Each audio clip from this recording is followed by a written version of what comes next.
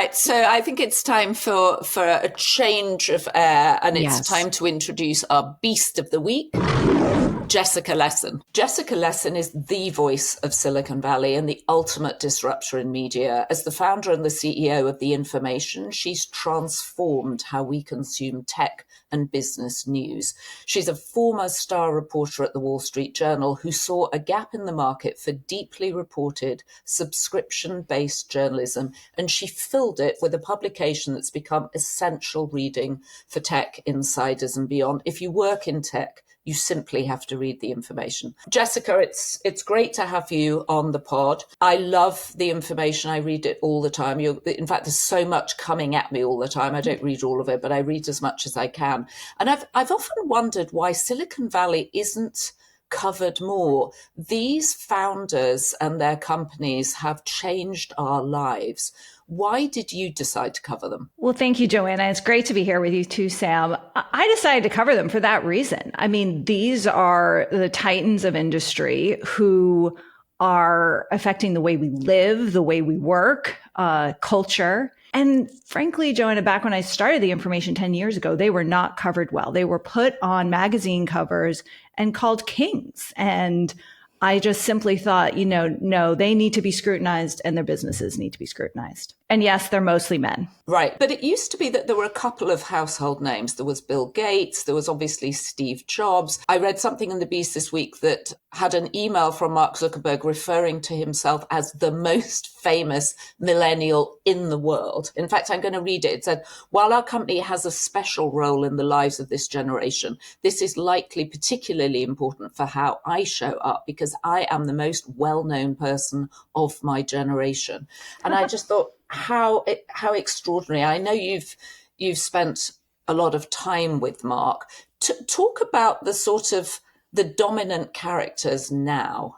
Yeah. Well, it's revenge of the nerds again, Joanna, I think, in the Valley. And that's in part because AI is the hot new subject, although I think we have to put an asterisk next to that because there are a lot of unknowns. So certainly the names you hear at the Valley hotspots and the people, who when they walk into a restaurant, everyone goes, ooh, they're here. It's Sam Altman, the CEO of OpenAI, who recently raised a gargantuan round. It's people like the Collison brothers of Stripe. And I say revenge of the nerds, with some fondness because, nerds can be charming too. But, the sort of young intellectual sort of peer of Sam Altman. There's a whole group of them. And I think they certainly have a little more swagger in the Valley these days. But, you mentioned Mark. Mark's having an interesting PR moment for sure. I recently saw him give an interview at the Chase Center where he was sporting a t-shirt he designed and a fancy new watch. And I think it appears to be working. His press seems to have turned a little bit, but it's interesting. Figures like him who have been here for a long time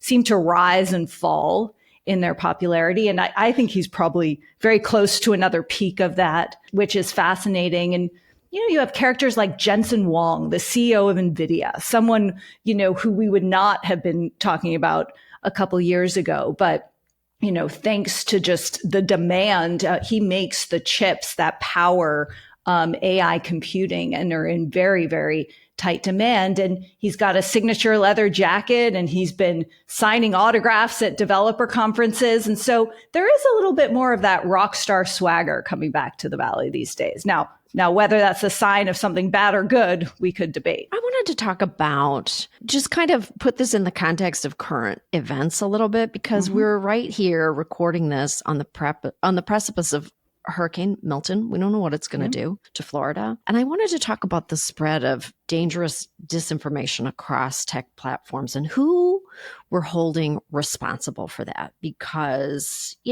we've seen this past week, members of Congress, the former president, Elon Musk, spreading such harmful disinformation about FEMA, that FEMA is making things worse, various reasons. Where are we supposed to turn when the tech leaders themselves are the cyberbullies? Look, I didn't mention Elon in the first part, and that wasn't intentional. But honestly, I think people are a little bit tired of the shtick and with ton of admiration for his businesses. Yes, he is using his platform to spread all sorts of opinions, some true, some not. I think that's deeply problematic. And certainly within Silicon Valley, it's being met, I think, with a little more eye roll. But misinformation abounds. AI has only made it worse.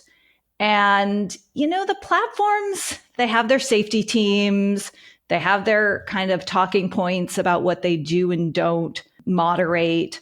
I think they do a lot behind the scenes, but we do seem to be at this place where we kind of accept misinformation. And I don't see something that would dramatically change that in terms of new regulatory or legal pressure. So certainly a tremendous problem that we have to deal with. I mean, they're fighting pretty hard. They're lobbying really hard against the Kids Online Safety Act. Like, they're really stalling this bipartisan kids safety bill in Congress. Like, it's, under the guise of censorship.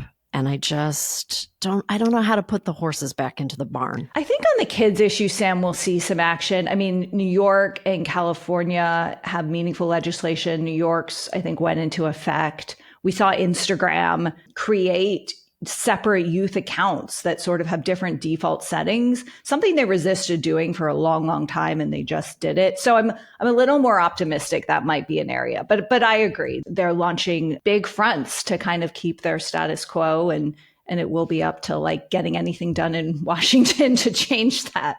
I'm still reeling from the idea that Mark Zuckerberg is designing T-shirts. I Yes. cannot imagine anyone I would less like to design a T-shirt for me. And I am fascinated by his new haircut. He's gone from the Caesar, that very severe cut. There's no cut. I mean, it's just wild. It's it's Mark Unleashed. Yeah. Oh, Mark Unleashed sounds so frightening. Who among them is having the most impact on the election, do you think? Potentially Elon. I mean, it's the wild card. We were at a dinner last night, Joanna, and someone joked, well, if Elon's running the State Department, and we all sort of took a deep breath. God. So, I mean, that's the wild card. And seeing figures like Mark Andreessen and Elon Musk come out so strongly for Trump was a surprise to the Valley, even though in hindsight, it makes sense given the tension with the Biden administration. And so, yeah, he's the wild card, as he is on so many subjects. Does anything that Reid Hoffman is a well-known Democrat. Mm-hmm. Is there anything he can do to offset that, or is Elon too powerful? And is the assumption that the reason that they support Donald Trump is because he doesn't believe in regulation and also for taxes? I mean, these are these are the richest people in the world. Yeah. So for Andreessen, it's crypto, and he's pissed at how Biden's handled crypto. For Elon, it's a little more complicated because both Trump and Biden have been sort of negative on EVs and tariffs.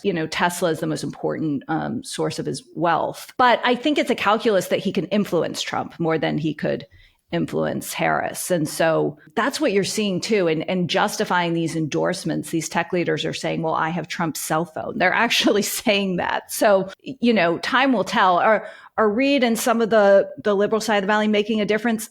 I guess. I think they're a little more behind the scenes. They're focused on fundraising. They're certainly, I saw Reid a week or so ago, and he seemed quite busy and talking to everyone he could. But in terms of the unknown is, if you own a platform and you have millions of followers on the platform and you say whatever you want, doesn't matter. Do people listen? And, perhaps they don't, and everyone's already made up their mind and you're just preaching to your cult. But I think it's powerful. And you see Elon understanding that. He's deleting a few more tweets. He deleted a tweet noting that no one had tried to assassinate Harris, and he deleted it. So yeah. I don't know if we should praise him for the restraint or whatever. No, but he should not. I don't think so either. No praise. Well, if Kamala wins, like I'm personally hoping and hopeful for that, how do you see the reshuffling of the power structures? Who will be like a rising figure or firm that could redefine Silicon Valley culture and priorities? So I think big picture, there remains a ton of tension between DC and the Valley, whoever is sitting in the White House. And that's because some of these issues need to be addressed. And I think the government will. And also, no one's really pro powerful tech billionaire right now. So, I think, maybe Trump more so, but I think it's going to be tough either way. in Harris, there are some inside figures that her brother-in-law is a key figure, Tony West, who works at Uber. Shockingly, Ben Horowitz, so Andreessen Horowitz, the firm run by Mark Andreessen and Ben Horowitz. Which is a venture capital firm, right? Yes. Some of the most important investors and backers in the Valley came out very boldly, announced on their podcast they were going to endorse Trump, support him. I instantly thought, well, that's odd. Ben Horowitz and his wife are very close with Kamala Harris. That must be awkward. So it turns out that Harris became the nominee, and it was awkward. And in a surprise, Horowitz announced a few days ago that personally, he and his wife, Felicia, are going to support Harris, while not changing the institutional position of the firm. So, Sam, that suggests to me that whoever's in the White House, people will line up to rub elbows and build a relationship, which perhaps is what they should be doing for the sake of their businesses as well. But yeah, I don't think it's, there are a ton of liberal figures like Ron Conway, a longtime investor in San Francisco who's shifted to the national political stage a little bit. And, they'll probably be having a lot of meals at the White House. Right. Do you think that we'll ever, as a society, learn the lesson that money and power does not necessarily confer wisdom or good intentions for humanity and our survival? It would be a great lesson to learn. I don't think that will be learned in the Valley, I got to say. No. And with tremendous respect for all the great innovation that has come out of here, it seems pretty endemic to the place that there's this thirst for that. And we can't, when I started reporting 20 years ago, the information 10 years ago, the idea that we'd have $1 trillion companies, I mean, it is just absurd. And so, and I think AI is going to make the strong significantly stronger, the Amazons, the Metas, the Googles, the Microsofts. So, I don't know, 5-10 years from now, what we're going to be looking at. All the people that we've talked about are men. Why is it that there are literally no women in that sort of top 30 list of the wealthiest people in the world? There are just no big tech founders, apart from you had Daniela Amodi, the co-founder of Anthropic, at the conference this week. But why are there just no women who've scaled companies like this? Yeah. And we had Marissa Mayer, who was incredibly well known for her work at Google, had a tough stint atop Yahoo and back to the startup trenches.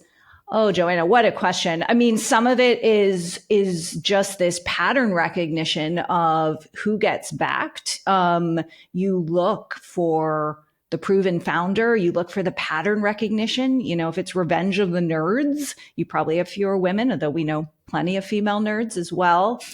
And I think COVID perpetuated that. I think everyone got a little more risk averse, a little more, ready to back people who looked like the people they'd backed before. Now, of course, it's not, if you look across the top of business, this is not unique in all the ways that women, in reasons they haven't ascended, it's much, much broader than tech. But it is frustrating. There's a lot of slide backward too, if you look at the venture capital going to female founders. I mean, it's something like 2%, isn't it? 2% of all venture capital goes to women. It's horrible. And what's really concerned me in the last 12 months is how fewer and fewer people think it's horrible. I am now going to conferences where there's not a single female speaker in tech. And some people will say, oh, well, they're not putting that token female on stage. I mean, that's the most offensive thing someone could say. But I worry that firms aren't even trying anymore because they think they have permission to